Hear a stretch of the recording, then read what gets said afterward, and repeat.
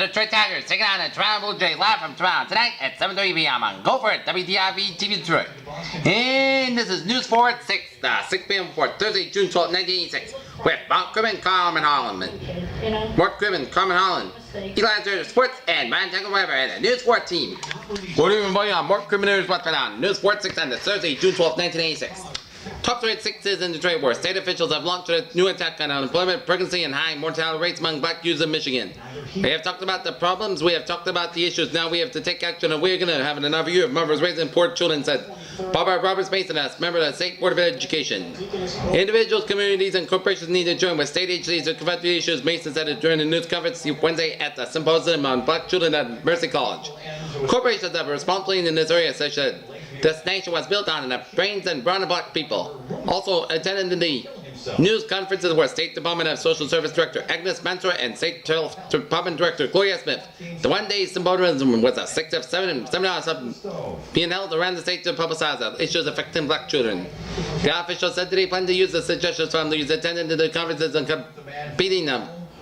Report outlining the problems facing black children and solutions to those problems. Mansour said that while prenatal care is important to improve within a baby's chance of survival, it is equally important that the child grow up in a good environment. These problems are very complex and there is no single solution, he said. She said in recent Michigan House approval of an amendment to the 1987 budget that bans spending money for abortions is an appropriate backdoor approach to solving an issue. I think it is unfortunate that we are attempting to address the abortion issue by jeopardizing the department's budget, the mentor said. Members are addressing issues such as education, teen suicide, and pregnancy, and drug abuse and employment, and will be addressing a plan to be befriended the lawmakers. Will be presented Lansing, she said. Lansing, permanent rates to govern the certificate of need programs at hospitals and other health facilities has been approved by the Legislature Joint Committee on Administrative Rules. State law requires a certificate of need of help from the Michigan Public Health Department before a new facility is built. The service assistant facility is changed or more than $150,000 is spent for remodeling. The rules cover procedures for the misdemeanor submitted and reviewing applications for certificates as the scheduled administrative hearings and decision are appealed. They were approved by the committee Wednesday when the will replace emergency rules filed by the department on February 5th, as Public Health Director Gloria Smith said. Adoption of permanent rules for this program is landmark in our efforts to ensure that quality health services are available at a reasonable cost which they are needed in Michigan, Smith said.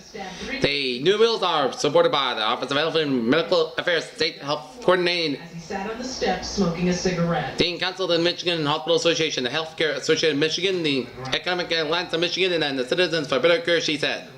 In Lansing, a Monroe County golf course has been accused of sex recreation and allegedly set in different rules for the use of the course by men and women, the Michigan Department of Civil Rights said. Giant Oak Golf Course in Temperance was accused of discrimination in a complaint by Jill Denke, the department said Wednesday in a statement. According to the complaint, Denke tried to make tea reservations for her golf group and was told women couldn't use the main course before eliminating on weekends. The committee plans to schedule a public hearing on the complaint to determine whether the course should be ordered to provide equal use of facilities. Pay damages are making formal apology, the statement said. In Cadillac, David Blum's boss said he couldn't understand why the Traverse City bus driver wouldn't quit his job in mid-trip and leave 28 passengers stranded. It's easier than driving an airplane. Commander Gary Wilson, general manager for the Grand Rapids-based Shortway North Star Alliance. I didn't think it was a very stressful job. Blum 25 stood in the bus aisle. Early Tuesday and told passengers he couldn't handle the confusion being a bus driver anymore. This is the first instance that something like this had happened, Wilson said. Before calling quits, Blum complained about the medical condition which was mechanical in his bus, as passenger Gene Shields said. Blum stopped at the bus at the depot in Cadillac and went inside a call North Star bus lines about the bus transmission, she said. When he didn't get the answer, he went in front of supervisors. He returned to the bus to make an announcement. I think he was under too much pressure and he wasn't getting any cooperation, said Shield 60 of Frankfort, Illinois. Those on the morning going on the bus said Shields will miss her scheduled connection in Grand Rapids. He was so disgusted that he cut us all of the bus and lined up in front of the phone and had us all talk to the dispatcher about our connection problems, he said. Wilson and another driver rushed from Grand Rapids to the depot in Rexford County to appease the stranded travelers. Wilson and Blum had been with the company about 1.5 years and had a good drive work with the company. Blum apparently was upset over having to change his route and carry an additional passenger because another shortway North Star bus broke down, Wilson said. While waiting with about 45 minutes for a new driver to arrive, some passengers toyed with the idea of taking over the bus, driving themselves. Shields said a man sitting across the aisle from her was a former prison inmate who went into another inmate on the bus. They were just joking about hijacking the bus, she said. The bus was heading from Traverse City to Grand Rapids and Plum stopped it about 1/3 of the way into the trip and quit about 8:30 a.m. Tuesday, Wilson said. I felt so sorry for the bus driver. No one blamed the bus driver, Shields said. In Lansing, Michigan, an elderly man tape recorded a litany of loneliness and has been taken belief that it was Father's Day before killing 2 family members and wounding 4 others in a shooting spree, as prosecutors said. Melva Henwood, who remained in serious condition early today in the hospital from a self-inflicted stomach wound in Beverly, Maine. The tape ran midnight Saturday, Eaton County. One of them was unconscious at the time. Prosecutor G. Michael Hawkins said Wednesday he's talking about how depressed he is and lonely. He's a 70-year-old man and his wife hasn't been with him. Hawkins said he made a statement in the area it's Father's Day. He thought Father's Day was impending and he was all alone. Father's Day's June 15th funeral arrangements were scheduled today at St. Gerard Church in Lansing, Federal slain in the shooting. Henwood's 43-year-old daughter, Elizabeth Floyd, and her husband, John Floyd, 47, and Henwood's wife and 3 grandchildren were wounded in the shooting. The tape was found by investigators who searched Henwood's residence with a warrant Monday after tear gas and half settled, Auckland said. Henwood also barricaded windows in his house with cardboard that had slits cut in, and the prosecutor said. The tape doesn't change, however, his belief that Henwood's motive in the shooting was his unhappiness that the developed rep was staying with her daughter. Hawkins said, I didn't consider what we know so far. He was depressed about his family situation, prosecutor said. After that, the suspect didn't indicate any plans on the tape. Having it recorded probably won't play a large role in the state's case against Henwood for murder, assault with intent to kill, and firearm charges. Just with a firearm, Hawkins said. I think the fact that he reloaded the gun is more important than the tape, he said. Eaton County Sheriff's deputy seized a .30 caliber revolver from Henwood when he arrested early Monday and found 6 spent shell cases on the floor of his daughter's house, the prosecutor said. Some of the 6 victims were shot more than once, he said. There's no .30 caliber revolver made that shoots more than 6 rounds in the tree. He had reloaded the gun, Hawkins said. Henwood would arraigned Monday in a St. Louis hospital as a June 19th court date that might be postponed, the prosecutor said. 2 of the wounded grandchildren, 12-year-old Christine Flory and 10-year-old Michael Flory, have been released from hospitals where they retrieved a gunshot wounds. Henwood's 70-year-old wife, Edna, was listed in critical condition today at Spiral Hospital. Nursing supervisor Napoli Fox said. Gail Scott missed Floyd's 15-year-old daughter died by a previous marriage when in serious condition, she said. The Floyd's children, 21-year-old brother Christopher, was given leave from the Marine Corps to return home and deal with her charge, she said. Captain Joseph Jacob of the Eaton County Sheriff's Office. As far as his personal feelings about the loss of his son in a war which... In Lansing, members of the Congress considering changes in the nation's tax laws should make it more difficult for corporations to get deductions operating farms at a loss, the Michigan legislature said. By voice vote, senators Wednesday adopted the House passed resolution urging Congress to consider the change. Backers said that the tax advantage is designed to help farmers instead of having used by corporate giants. In essence, it will be protect the family farms, said one supporter. Senator Harry Guest, Republican St. Joe, that I think it's a resolution that's long overdue. In Grand Rapids, Michigan, a Michigan doctor who arranged the heart donation for California's baby Jesse said he wasn't aware that a critically ill Kentucky infant had been waiting longer for the heart. I was aware that there was only one transplant candidate, said Dr. Edgar Beaumont, a permanentologist at Butterworth Hospital and neonatologist there. Beaumont said that the parents of the brain dead Michigan infant 16-day-old Frank Clemenchard, the 4th requested that the boy's heart be donated to the California baby. The child was received a new heart Tuesday night. But Beaumont said they didn't find out until Wednesday that there was a 3-year-old infant in Kentucky who was on the nationwide organ donor list longer than baby Jesse. The doctor said the organ procurement agency in Michigan failed to provide that information when we contacted them on Monday. But a spokesman for the Ann Arbor-based agency said officials are believed that Butterworth Hospital already has prominence of Michigan heart to baby Jesse. Jesse's case drew widespread publicity when Loma Linda University Medical Center initially refused to transplant because the parents were young and unmarried. Sylvia Gauss, field director of the donor procurement agency at the Michigan, said that Butterworth Hospital inquired on Monday about recipients for other organs of the Michigan child, but didn't ask about postmortem recipients. It was understanding when they called us to already after the heart to Loma and Linda, and they have taken care of everything, Giles said. She said the agency had no comment on whether a Kentucky youngster was a more deserving candidate for the transplant. She said placement on the waiting list is only one factor in organ donations. The Kentucky infant identified only as baby Calvin was in critical condition Wednesday at the Corsair Children's Hospital in Louisville, Kentucky, said the hospital spokeswoman. Shot Tharp. Lansing, the state's largest conversation group, says it has collected about 50,000 petitions, signatures that drive to let voters decide whether Michigan should require deposit of bottles of wine coolers. Michigan United Conservation Clubs must get 300,000 valid signatures in order to put these issues on November ballots. The organization has counted last-minute surge of petitions, spokesman Don Stipler said Wednesday. We will have out in the field by the end of the week about 15,000 petitions, he said. The vast majority of these were sent by request. The group has been given signature seekers a July 1st deadline for returning the petitions.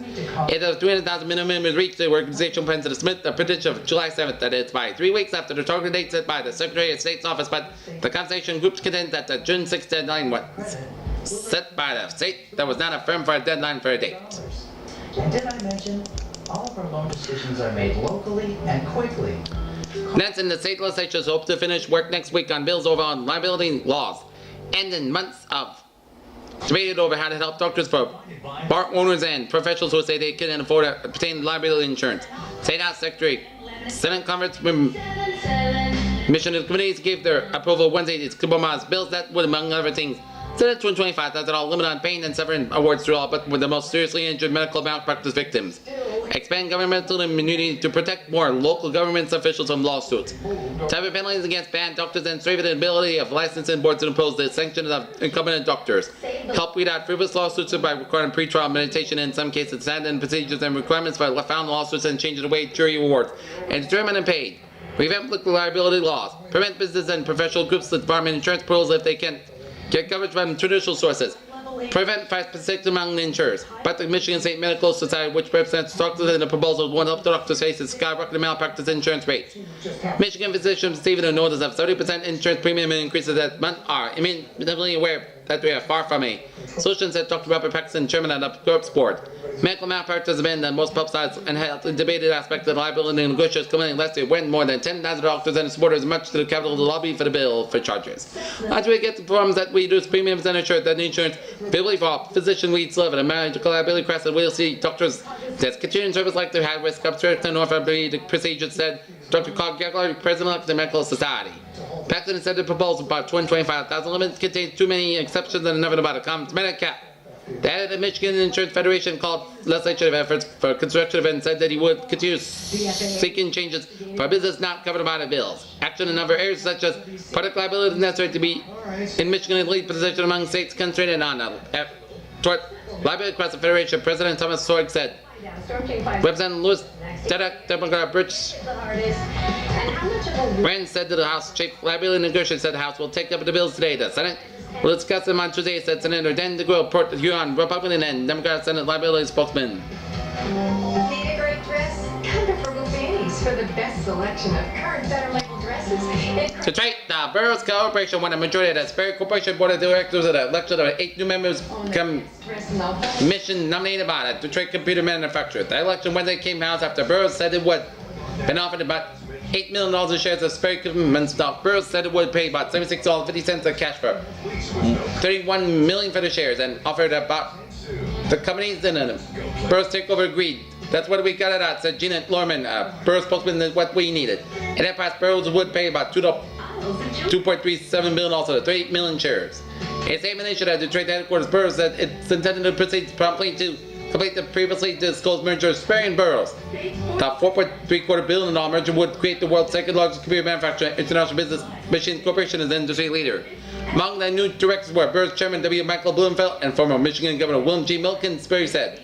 The other were directors elected were Paul G. Stern, President and Chief Operating Officer of Burroughs, Paul Marabito, former Board Chairman of Burroughs, and Third Trade Attorney Leonie Schwartz, and R. Slater Jr. and James A. Unruh, Executive Vice President of Finance for Burroughs, and Curtis A. Hessler, Burroughs Vice General Counsel and Senior Vice President for Corporate Development.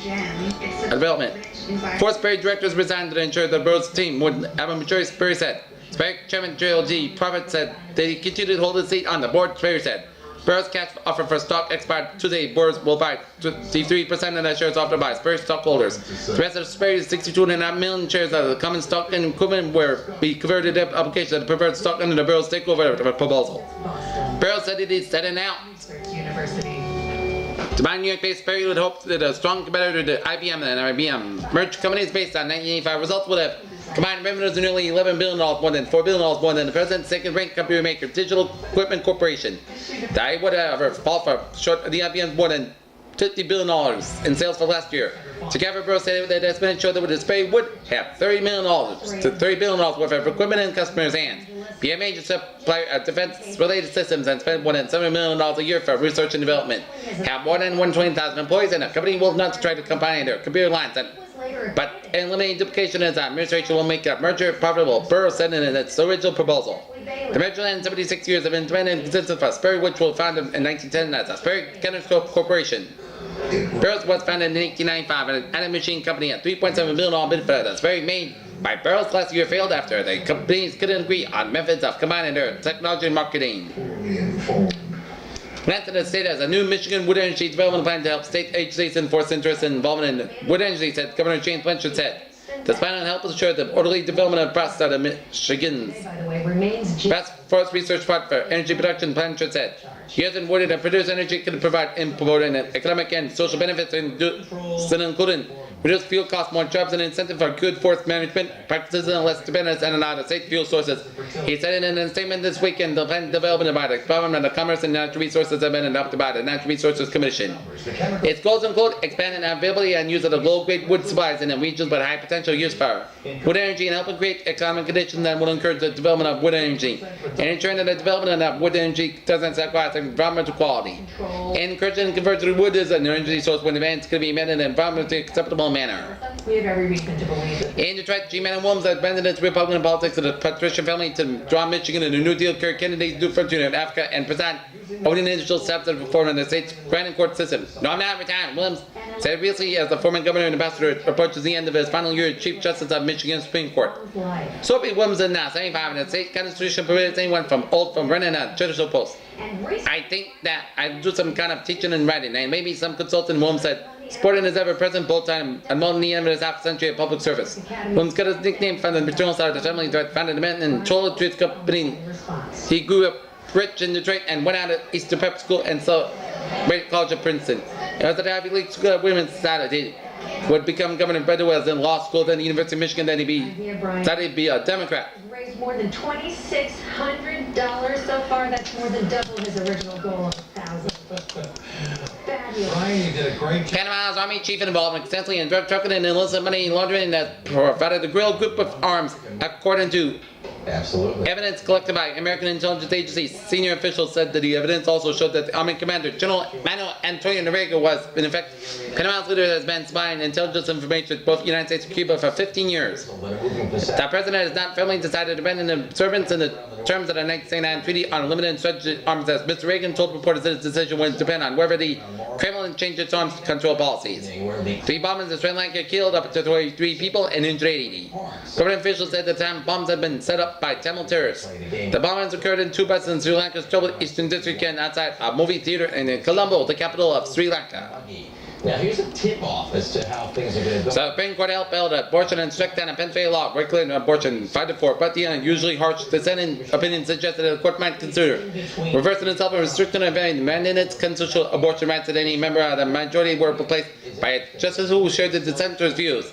Mandatory social security numbers are constitutional. The Supreme Court ruled. The justice held 8-1 that the government could use a number for administrative procedures even to conflict with the citizens' religious beliefs. Tomorrow when we get the most significant rain and state. The president backed construction of the new space shuttle news conference, and earlier aerospace experts said that no shuttle could be launched for at least 2 years. The chief recommended that the presidential commission on the Space Challenger are carried out. The Senate voted to reject the proposal that would have maintained tax deductions for all individual retirement accounts. The proposal will be rejected by 51 and 48 will believed to be the most important challenges of the tax revision bill approved last month. By the Senate Finance Committee, their debate appeared to guarantee Senate passage of the manager with a significant change. Army opposition and spoken and reflected a new ban on spoken in vehicles and aircraft. The Army said it decided making a non-spoken and norm for its work areas because spoken tobacco harms readiness by impairing physical fitness and by increasing illness, absenteeism, and premature death and healthcare costs. Illegal families continue to live in federally assisted public housing projects, and at least one member of the family is assisted legal resident of legislation approved anonymously by the House. The measure was aimed at a blending and impact of the new Reagan administration policy. The sudden mysterious deaths that sometimes people for healthy people after routine surgery may cause a drastically low level of body salt and a broad fluid retention, according to the report in the latest Daily Journal of Medicine. Concerns about racial tension have been renewed in Cleveland after a shooting at a block previously all white, where one was recently presented. Related to a black man with the police had a 24-year-old black man fired a 12-gauge shotgun told a group of whites would have aided them not seriously. Through our region, it means as we go through the day, a shower thunderstorm can occur until the front clears. All right. On to the winner now, Brian Teglin. Okay, thank you. Carmen and Mort. Temperature 71 degrees in Detroit City, 69 in Wayne, 68 in Windsor, 61 in Numerous showers and thunderstorms. Jackson, 57 in Battle Creek, 58 in Kalamazoo, 16 in Lansing, 61 in Flint, 63 in Saginaw, 61 out in Traverse City, Dry air. Great Father's Day. 57 in Muskegon, at 74 in Cleveland, 64 in Toledo, 60 out in Fort Wayne, 58 in South Bend, 61 out in Gary, 63 in Chicago, or here in Midway, and Milwaukee, and 65 in Green Bay. Builds later on. We're live on the nation. Today shows showers and storms from the central Appalachians and stretching it up in an upstate New York, got to put it on Ontario, and curving around Ontario, stretching down for the Great Lakes and eastern Iowa, and high pressure in Colorado and southwest Minnesota and Gulf States, and a stationary front from the northwest stretching down to the Plain States, and a cold front from Iowa stretching it up through Indiana, Ohio, and up in the Ontario, and a warm front from southern Quebec and down from northern New England there. Alright. Road trip. As the Red Sox were taking batting practice, I want to show you. Okay, forecast for tonight. Gradual clearing, low 47, 57 degrees. Winds northwest about 10 and 50 miles per hour. And for tomorrow, most of the land skies high about 67 and 77 degrees. Winds northwest about 10 and 50 miles an hour. And Everywhere you look, World Cup, and people are talking about it. And here, people are talking about the Red Sox. sunset today, 9:10 p.m. and sunrise tomorrow, 6 a.m. That's me, whatever. I'm Brian Teglin, and now, after Web Watch, now it's on the sports with Eli there. Take away, Eli. Relentless at bats, get on base. Overall, I still think we do a good job of getting on base. Tonight, the Detroit Tigers are in Toronto taking on the Toronto Blue Jays. And Dave Blue Point on the man for the Tigers, while Jimmy Key on the man for the Blue Jays. And you can see the game on Channel 4 at 7:30 p.m. from Toronto's Exhibition Stadium. As the Tigers will be on the road finish in the series of Toronto on Father's Day, but doesn't mean that the Tigers will be out their minds. And their children doesn't mean they will forget their own Father's this Sunday. Dan Petrie was in the Tiger clubhouse Wednesday night after undergoing surgery in his right elbow in Columbus, Georgia the day before.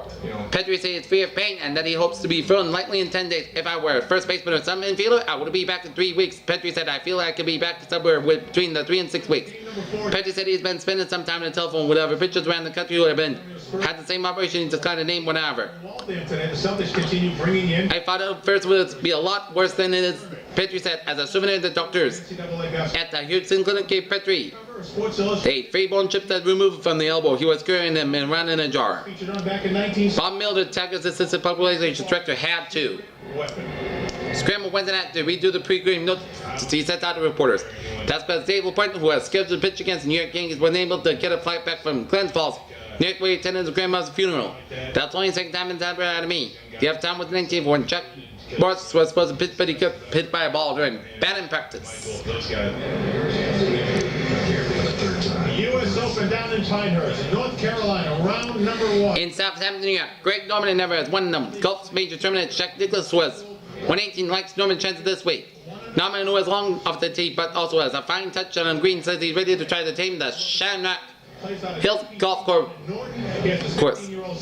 with the 86 U.S. Open getting underway. Nicholas, the master champion who had enjoying the golf and research at age 46, said Norman has been striking the ball very well. He tapped the 21-year-old Australian at age 31 to be the favorite. It's a nice favorite to have in your cap. Norman, who has won 2 tournaments in the last 6 weeks and tapped the second in the consecutive weeks in April, instead of Nicholas, the statement that I've been playing extremely well. The 156-player field to contend with gusts up to 30 miles per hour blew during Wednesday's final practice round in an already tough course with near fairways and every rough and a layout length for the tournament figured to be even tougher. I think even winning the score was going to be over par, said Tom Watson. Winless since 1984 when he captured the 3 events was the tour's top money winner. The rough is extremely penalizing.